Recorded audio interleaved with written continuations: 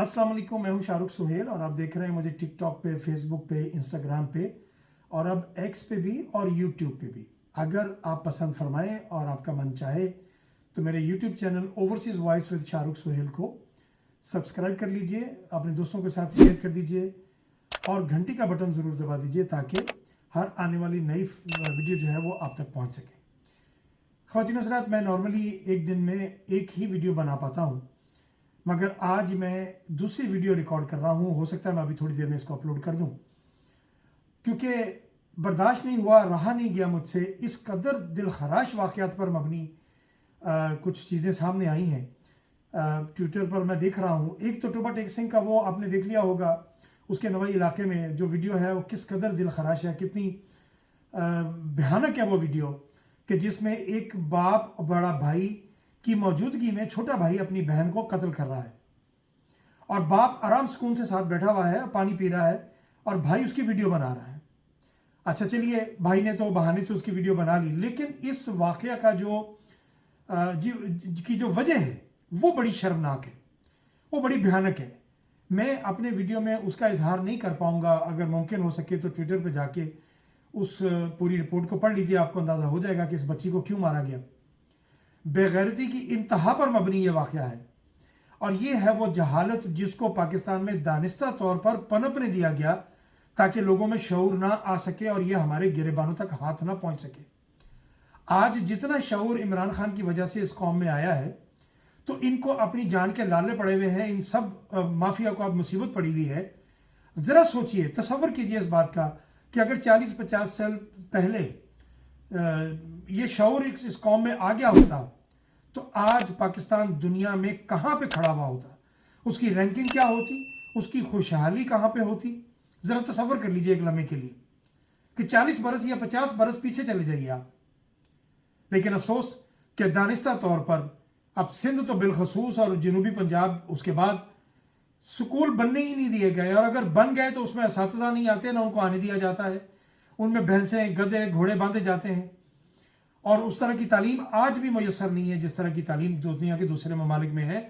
और जो तालीम पाकिस्तान में मैसर है वो सिर्फ अशराफिया के बच्चों को मैसर है या अपर मिडिल क्लास जो है वो अफोर्ड करती है। बाकी तो नॉर्मल सी तालीम है, उससे तो बच्चे अपना मुस्तकबिल उस तरह नहीं बना पाते जिस तरह के इस अशराफिया के बनाते हैं, और बड़े होकर बच्चे भी उसी तरह ही लूट मार करते हैं। और दूसरा वाक़या फैसलाबाद में, वो भी आपने देख लिया। एक बेटे ने अपने बाप की कब्र कुशाई की और साथ उसकी वीडियो भी बन रही है और वो जान रहा है कि मेरी वीडियो बन रही है। और क्या दीदा दिलेरी है कि उनको कतई इस बात का कोई खौफ नहीं है कि ये वीडियो वायरल हो जाएगी या इसके लिए हमें मुसीबत बन जाएगी। उसको खुद भी नज़र आ रहा है कि, और दिखा के वो बना रहा है वीडियो।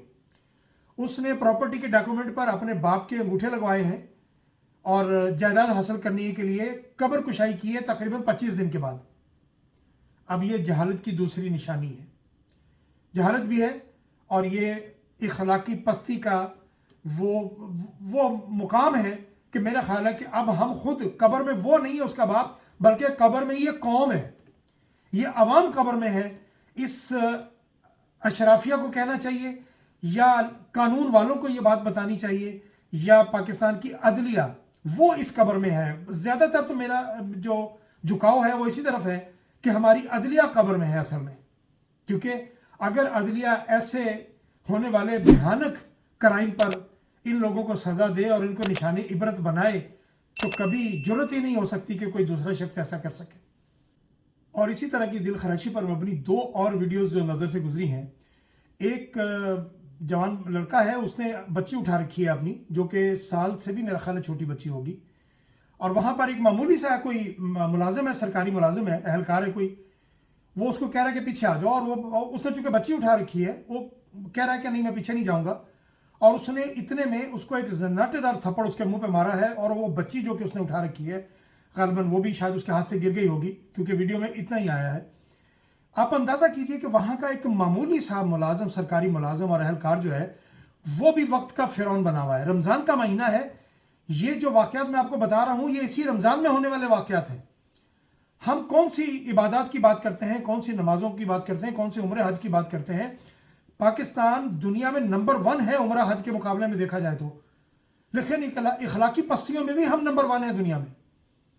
اور ایک دوسری ویڈیو ہے جس میں 2 بچے ہیں, ایک کی عمر غالباً 12-14 سال ہے اور ایک شاید 18-20 سال کا ہوگا. ان دونوں کو کچے کے ڈاکوؤں نے زنجیریں پہنائی ہوئی ہیں اور چھڑی کے ساتھ ان کی پٹائی کر رہے ہیں, اور ان کی ویڈیو بن رہی ہے اور وہ کہہ رہے ہیں اپنے پیچھے والوں کو کہ ان کو پیسے دے کے تو ہماری جانیں بچاؤ, اور وہ بندہ مسلسل اس کو سٹک جو ہے وہ مارے جا رہا ہے. آج ایک اور تصویر نظر سے گزری, بلکہ ویڈیو نظر سے گزری ہے کہ کچے کے ڈاکو جو ہیں وہ بختر بند گاڑی میں پھر رہے ہیں. اب سوال یہ ہے کہ کچے کے ڈاکوؤں کے پاس یہ بختر بند گاڑیاں آئیں کیسے؟ سیدھی سی بات ہے, انتظامیہ خود پہنچاتی ہے, وہ خود ان کو مہیا کرتی ہے. اس لیے کچے کے ڈاکوؤں کے پیچھے جو پکے ڈاکو ہیں سندھ کے, وہاں کے جاگیردار, وہاں کے وڈیرے اس میں باقاعدہ شامل ہیں, اور یہ اس بھتے میں سے اپنا بڑا حصہ لیتے ہیں. کچے کے ڈاکوؤں کو تو بہت تھوڑا حصہ ملتا ہے. اس میں بہت بڑے بڑے افسران شامل ہیں, اس میں وہاں کے علاقے کے جتنے جاگیردار, سرمایہ دار, بھتہ لینے والے جتنے بھی بڑے وہ جو وڈیرے ہیں وہ سب اس میں شامل ہیں. اب آوے کا آوا ہی بگڑا ہوا ہے جب, اور میری قوم کو اس بات سے کوئی غرض ہی نہیں ہے کہ کہاں پر کیا ہو رہا ہے, چونکہ مجھ پر ابھی تک وہ نہیں بیتی. آگ جب تک میرے گھر پہ نہیں آتی سو مجھے دوسرے کے گھر میں لگنے والی آگ کا کوئی احساس ہی نہیں ہوتا. اگر یہی حالت رہی تو جس طرف ہم جا رہے ہیں تو پھر بھول جائیے گا کہ آپ کا تعلق کسی ایسے اسلامی ملک سے ہے جہاں پر جمہوریہ بھی ہے, اور پتہ نہیں پھر اس ملک کا کیا بنے گا. اس سے پہلے بھی ہم تجربہ کر چکے ہیں 71 میں کہ جس کا حق بنتا تھا ہم نے اس کو حق نہیں دیا, اور اس کا اقتدار اس کو نہیں دیا, اور نتائج ہم نے بھگتے. اور آج ہم ایک بار پھر اسی کی طرف گامزن ہیں. اللہ تعالی ہمیں ہدایت دے. رمضان کا مہینہ ہے, پوری قوم کو اللہ تعالی ہدایت دے, ہمیں بھی, مجھے بھی ساتھ ہدایت دے, اور ہم حق سچ کے لیے آواز بلند کر سکیں اور اپنے بچوں کے مستقبل کے لیے کچھ سوچ سکیں.